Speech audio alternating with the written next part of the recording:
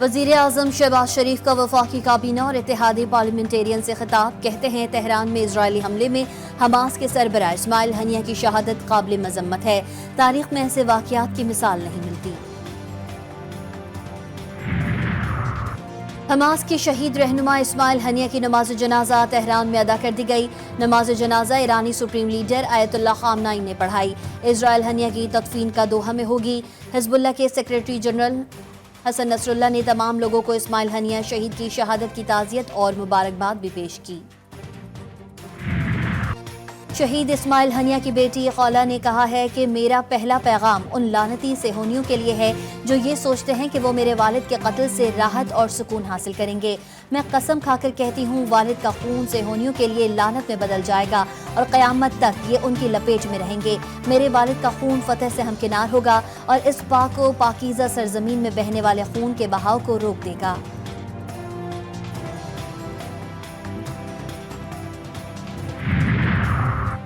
اسماعیل ہنیہ کو تہران میں نشانہ کیوں بنایا گیا؟ اسرائیلی میڈیا حملے کی وجوہات سامنے لے آیا۔ تہران میں اسماعیل ہنیہ پر حملے کا مقصد ایران کو المیہ کا شکار کرنا تھا۔ اسرائیلی میڈیا نے دعویٰ کیا کہ میزائل ایران سے باہر کے ملک سے فائر کیا گیا۔ یورپی مبصر برائے مشرق وسطی ایلیا جے نے کہا ہے کہ اسماعیل ہنیہ کو نشانہ بنانے کے لیے اسرائیل نے جاسوسی کا جدید ترین سافٹ ویئر استعمال کیا۔ بیٹے کے ساتھ فون پر بات چیت کے دوران اسپائی ویئر نے اسماعیل ہنیہ کے مقام کی نشاندہی کر دی۔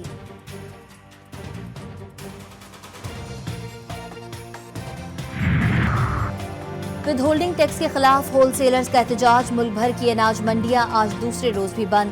Chairman Karachi grocers and wholesalers کا کہنا ہے کہ ایف بی آر کے ود ہولڈنگ ایجنٹ نہیں بن سکتے۔ 3 دن کی ہڑتال سے مسئلہ حل نہیں ہوا تو 16 اگست کو اگلا لائے عمل دیں گے۔ مانسون اسپیل کی دھماکے دار انٹری، لاہور میں بارش کا 44 سالہ ریکارڈ ٹوٹ گیا۔ شہر کے متعدد نشیبی علاقے زیر آب آ گئے، پانی گھروں میں داخل ہوا۔ ڈیوس روڈ سمیت کئی اہم شاہراہوں پر گھٹنوں گھٹنوں پانی جمع۔ لاہور کے 3 بڑے اسپتال بھی پانی میں ڈوب گئے۔ سب سے زیادہ بارش ایئرپورٹ ایریا میں 350 ملی میٹر ریکارڈ۔ بارش سے لیسکو کے 400 سے زائد فیڈر ٹرپ کر گئے۔ مختلف علاقوں میں بجلی کی فراہمی معطل۔ اسلام آباد راولپنڈی میں بھی بارش کا سلسلہ جاری، رین ایمرجنسی نافذ کر دی گئی۔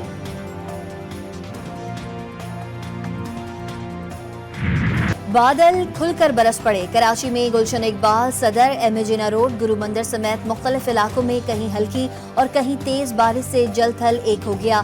نشیبی علاقے ڈوب گئے، شاہراہیں تالاب کا منظر پیش کرنے لگیں۔ ٹریفک کی روانی بھی متاثر، بارش سے کی الیکٹرک کا نظام بھی بیٹھ گیا۔ شہر کا تقریباً 40% حصہ بجلی سے محروم۔ محکمہ موسمیات کی بارش کا سلسلہ آج بھی جاری رہنے کی پیشگوئی۔ سندھ میں بارشوں کے پیش نظر تمام محکموں کو ہائی الرٹ کر دیا گیا۔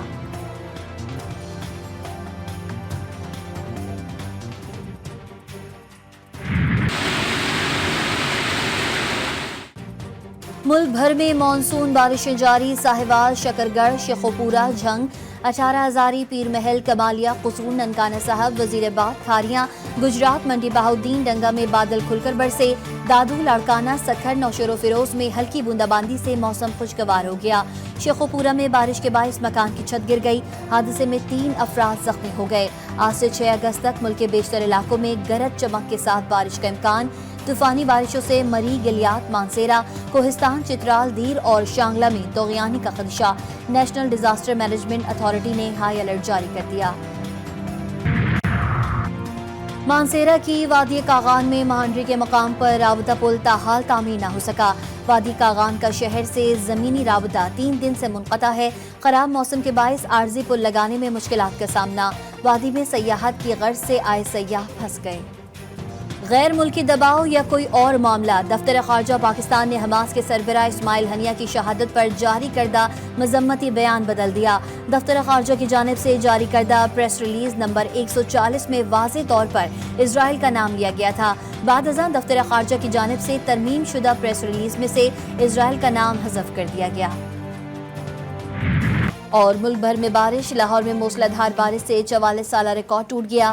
سڑکیں اور گلیاں ندی نالوں کا منظر پیش کرنے لگیں۔ 3 بڑے سرکاری اسپتالوں میں بھی برساتی پانی داخل۔ کراچی میں کہیں ہلکی اور کہیں تیز بارش، ملک کے دیگر شہروں میں بھی رمجھم کا سلسلہ جاری۔